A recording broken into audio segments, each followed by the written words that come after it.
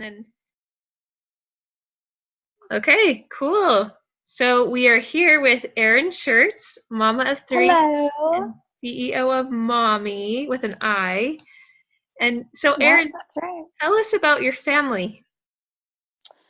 Oh my goodness, it has grown so much since I became an entrepreneur. Let's see. So I'm married to Seth Schurtz, who is a military pilot in the Marine Corps. And we've been married for almost 5 years at the end of this month, which is really exciting. And I can't even believe it. We have 3 kids. So I have my daughter who turns 4 tomorrow, my son Jamie, who's 2.5, and my daughter Sophie, who is 8 months. Crazy. So yeah, that's our family. We live in Texas. We are here on another military assignment. We moved a lot since we were first married, and this is our 3rd station. So yeah. So as you've been raising these kids, you've also been growing a business. So tell us about how did Mommi get started?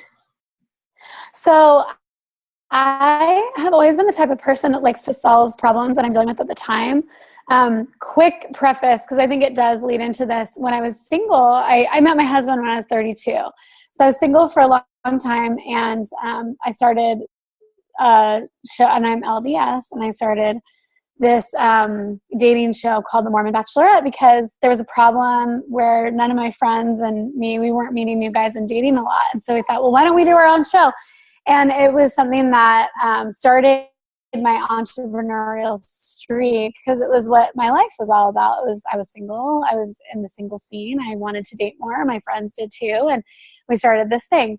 So fast forward, I get married and I get pregnant with my first baby quickly after, like 2 months after we got married, we got pregnant. And all of a sudden, I was really, really, really sick, and that's not something I anticipated. And I'd always wanted to have babies, and I'd always thought about pregnancy and how great it would be and beautiful. And it was like the opposite. It was awful. I was always wanted to throw up. I felt nauseous and sick. I was gaining tons of weight because all I could eat was carbs. Nothing else sounded good, and I couldn't keep anything else down. And so I was packing on the toast and mashed potatoes, and it was like every girl's nightmare. You know, I looked my best at my wedding and I felt great. And then all of a sudden I was like rapidly gaining weight and unhappy.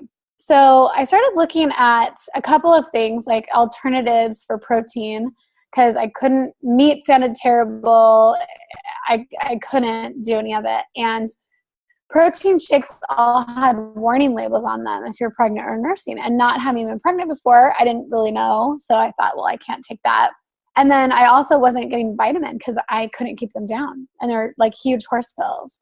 So I thought, I got to figure out a solution to this. And I started looking into it and realized that after talking to people in the industry and a doctor friend of mine in Los Angeles that I'd met, Dr. Yvonne Bone, who's wonderful and just really well known and so fantastic and knowledgeable, that protein actually was safe for pregnant women if it went through a certain process and if it was whey protein.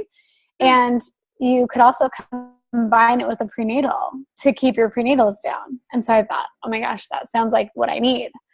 And so I started working on a solution, and we came up with a shake that was great and decided to launch it. And that's how Mommi started. So it was definitely born out of a problem that I was facing that I looked for a solution for. So what was that like? Like we are starting a company while you were pregnant? Like how did that look? Like what was that like for you?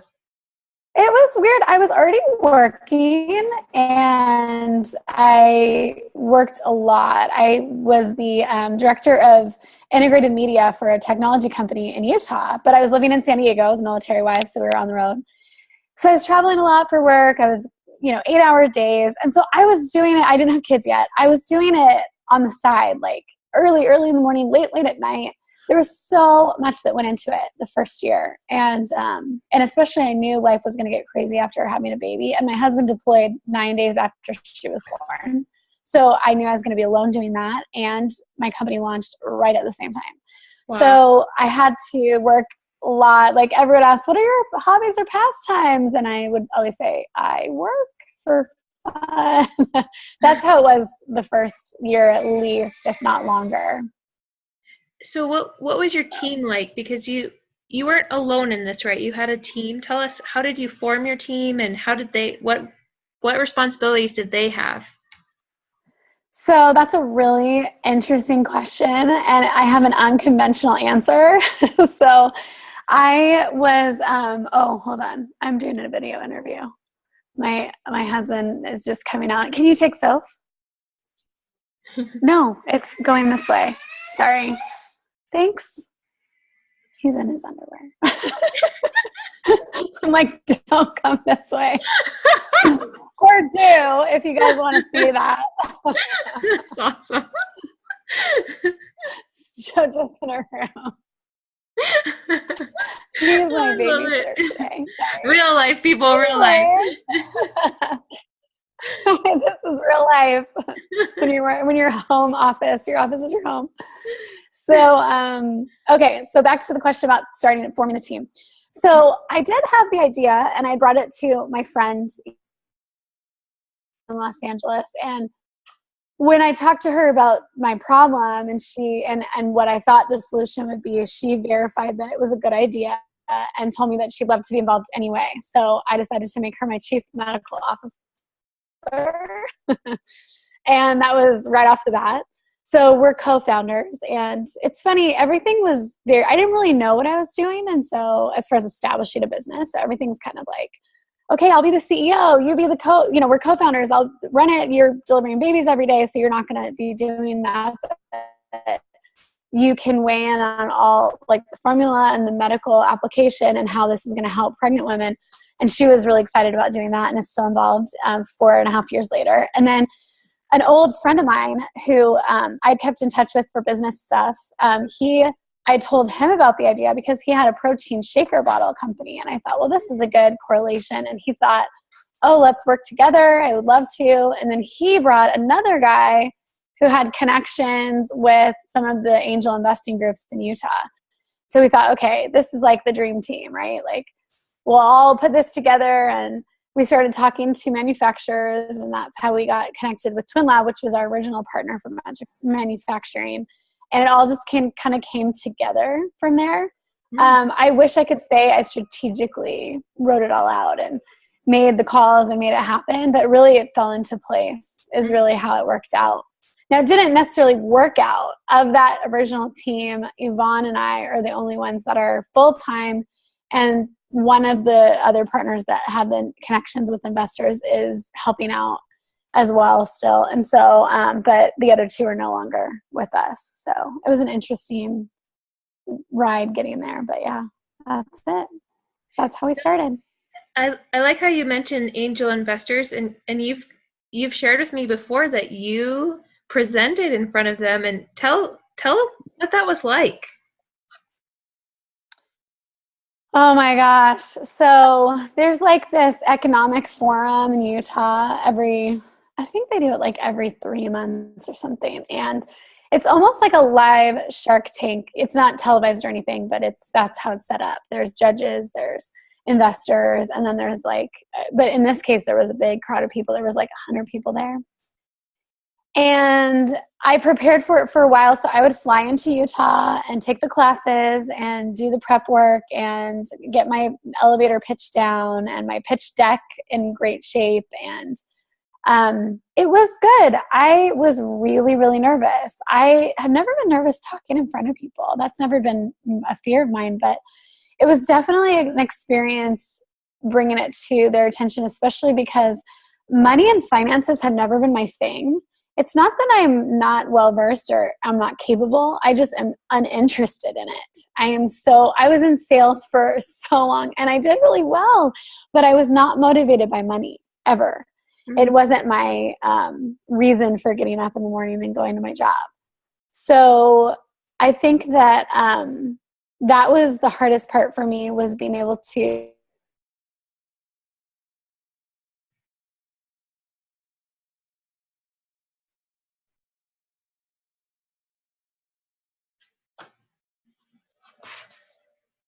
You still there?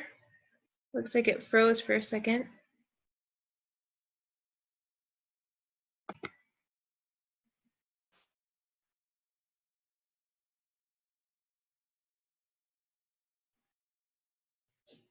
Oh, looks like it went out for a second. Okay, we'll try again. There you are. Yeah, Sorry. can you hear me okay?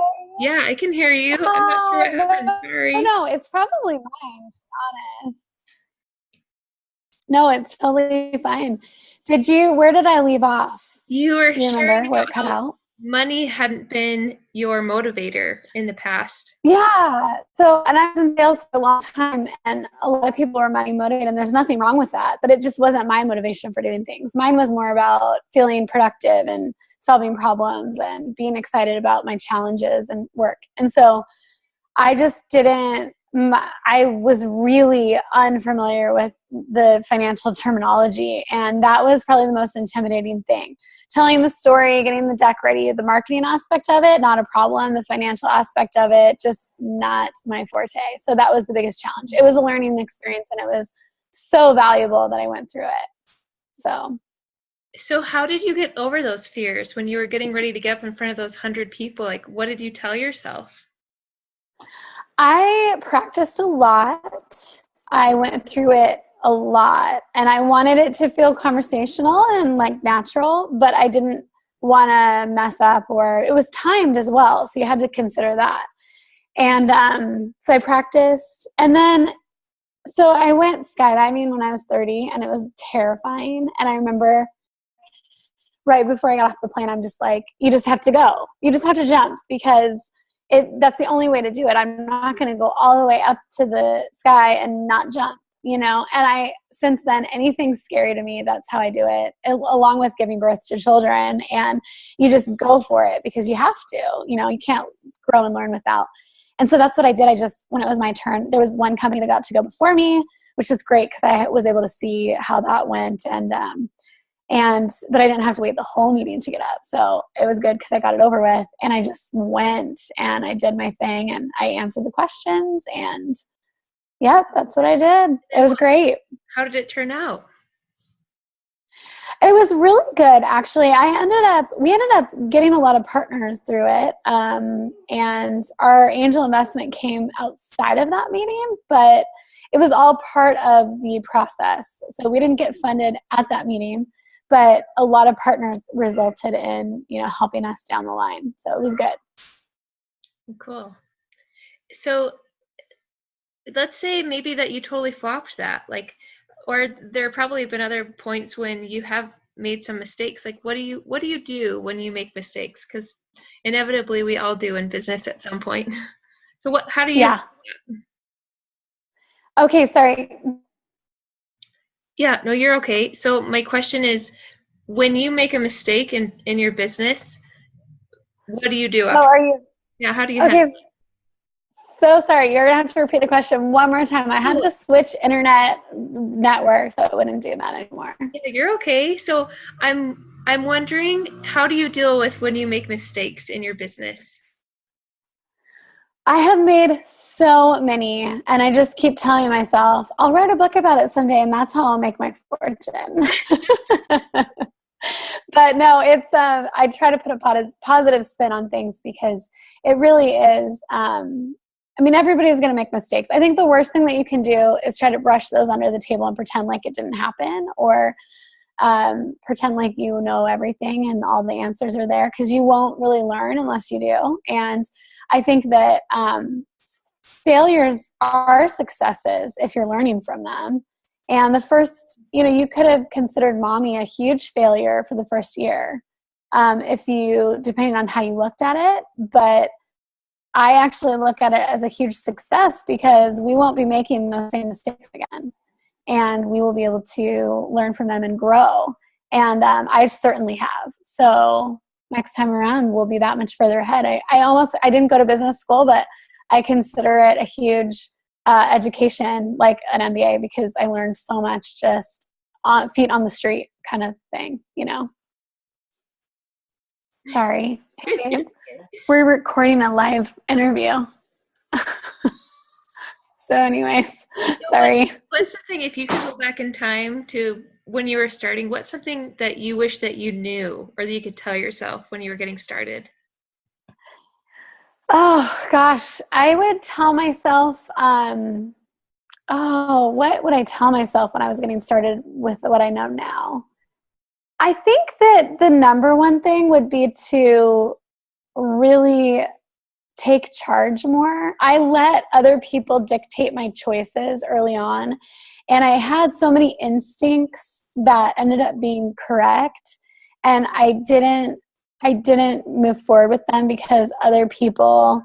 And so this goes to gender as well, that whole discussion, because some of the men that I was working with would be stronger willed on what they wanted, the direction they wanted something to go. And I would end up bending to that because I thought, well, I don't have as much experience in this as you do. And every single time, without fail, my instinct was right. And had we gone with the direction I wanted to go, we would have avoided pitfalls. So if I could go back, I would have been more of a leader in that sense and not let others determine my direction. That's really good advice. I love that. And something I love about being a mom is that every mom is a leader, like in your family. And so for you, layering being a mom and a CEO, like I'm wondering, what does your typical day look like? Like how do you lead those two different areas of your life?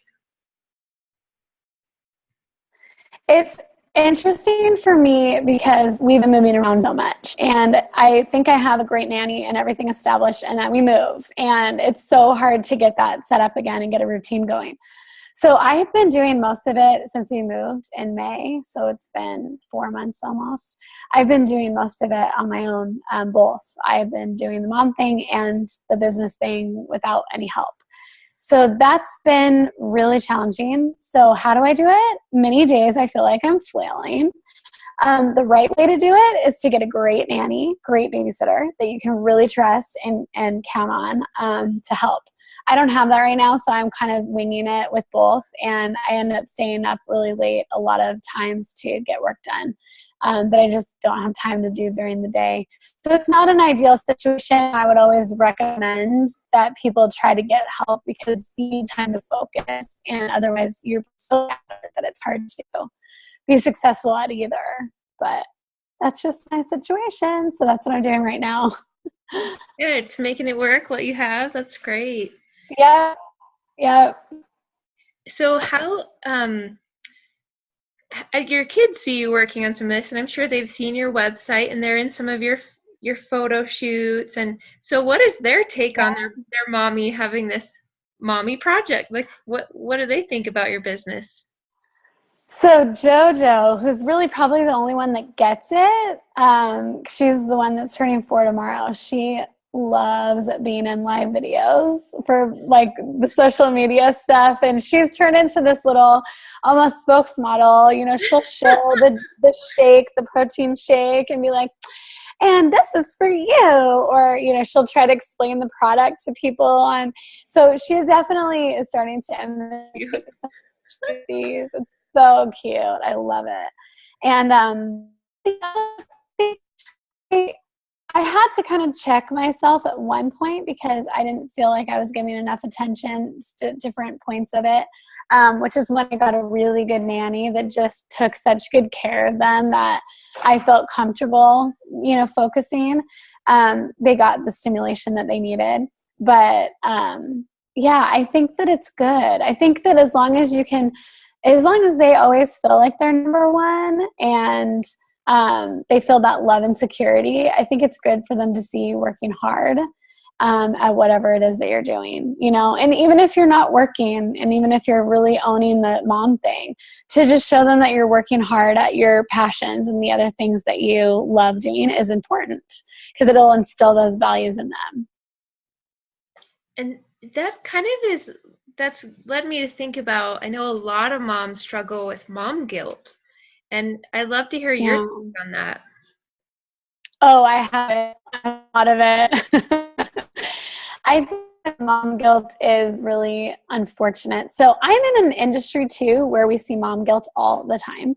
about, now I gained a lot of weight during my pregnancies, and there was a lot of mom guilt over that, and over, well, what were you doing that you gained so much weight? Like, were you just sitting eating ice cream all day? No, I wasn't. But, like, you feel it and it's inflicted on you. Like, how did you just deliver your baby? Oh, C-section?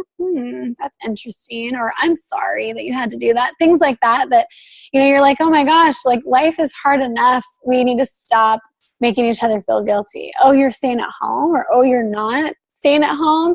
It's just, there's so much judgment. And that was actually really, I don't think I'm a judgmental person. So when I started feeling that judgment as a mom that worked and, had issues with pregnancy and just all the other things, affected me a lot because I'm not used to it. And it really can put a negative light on things if you let it. So there's been many times that I've had to get my best supporters around me and just say, I need a pep talk. I need you to tell me that what I'm doing is worth it, and that I'm worth it, and that I'm valuable, because sometimes you need that support and that help because you won't get it outside of that. And then you put it on yourself too. And you should be your biggest supporter. So boosting self-esteem wherever you can and getting your tribe around you is really important. Oh, I love that. And you're right. Like, it has to be internal. Like, we can't control external opinion forces, or we have no control over that. Like, but if we approve of ourselves and we love ourselves, then we're happier moms. And that. It's so true. And business owners too, because these days, especially social media, it's almost like a land grab. Like, has more followers, and what did you post, and what did she post? And I did reality TV show producing back in the day, and we were working on a show called the Mommy Blogger Mafia. This is before Instagram. Before Instagram, when the mommy bloggers, and there was this whole thing, and it was so sad. It was all in Utah, and there was they called it the Mommy Blogger Mafia because we discovered in our research that there were, and I was single at the time, so I wasn't part of the mom group, so I didn't even read these blogs. I was doing the show. There was a mafia. They would blacklist other moms that they didn't feel like were doing the blogging thing right, and would tell would just encourage other people not to follow, or whatever. It was just very mean-spirited, and it was really unfortunate. Now, there was a lot of them that weren't doing that, for sure, but there was just a lot of judging and a lot of hating and a lot of negativity that I encountered. So when I started this company, I was really intimidated by that, because I was entering into this world that I knew could be hostile, and I wanted to be accepted. But I think it's really important to not focus on that and focus more on being yourself and being genuine and loving that. And I don't even look at my social media stats. And I mean, my Instagram's not nearly as big as a lot, but I focus more on just really trying to be genuine with it. And as soon as you stop being genuine, I learned this from Oprah. She had some shows that were so disingenuous to who she was. And she said those were her wake-up calls to think, I need to change direction. And if you follow the course of her very successful shows, very different in different times that it aired, it's because she realized, I need to be true to myself and follow this direction. As soon as you get away from that, I think that's when you stop enjoying what you do and you don't find as much success in it. And so I really tried to focus on that. Oh, I like that. So we're just about wrapping up our time, but I want to ask just a couple more questions. So sure. What is a business book that you think every mom business owner needs to read? Oh, I love so many. Okay, the one that has always stuck with me is called The Magic Lamp. And I am so embarrassed right now because I can't even think of the author, but I do know the author. But The Magic Lamp. It's an amazing book. It helps you take goals and big goals and break them down into weekly, even daily tasks, and help you stay on track, and helps you realize what you think might be impossible. And I love it. So I definitely say The Magic Lamp. So that's, yeah. And then How to Win Friends and Influence People. My husband loves it too. It's so common sense, but it's about how to interact with people on a day-to-day basis. And it's so interesting as you apply the principles that Carnegie talks about in that book, you're more successful in getting what you want. And not from a selfish way, but just in a like altruistic way of accomplishing greatness. So those are the two that I would say, if I could have two. I'll have to check out The Magic Lamp. I'm also a Dale Carnegie fan. I love that book. So I It's so wanted, good. just as we wrap up, I'd love to have you give us your elevator pitch. I'd love to hear, why should moms buy Mommi? I'd love to hear a little more about it and let our viewers hear more about it. Yeah, no, I love talking about Mommi. So whether or not you're pregnant, Mommi is a great protein shake that has very low carbs and sugar and is delicious and has a full prenatal vitamin in it. So it's great nutrition. If you are pregnant and experiencing any kind of nausea or discomfort in swallowing large horse-filled prenatals, Mommi is a great way to get all the vitamins that you need in a really healthy way that helps raise your energy levels, curb cravings, and alleviate nausea. So, and it's all in one, so it's all together as a supplement. So that's why we created it, and that's what it does for women. So that's why you should buy it. I love your passion for it. That's awesome, and what a great problem to solve. So thanks so much for your time, Erin, and Thank you. link to Mommi down below so they can go check it out and go try it. So yeah, I'll create a discount code for everyone. And you can share it maybe in the show notes if people want to try it and get a little deal for listening to your show. So okay, cool. Well, we will do that. Thanks so much, Erin. Thank you so much.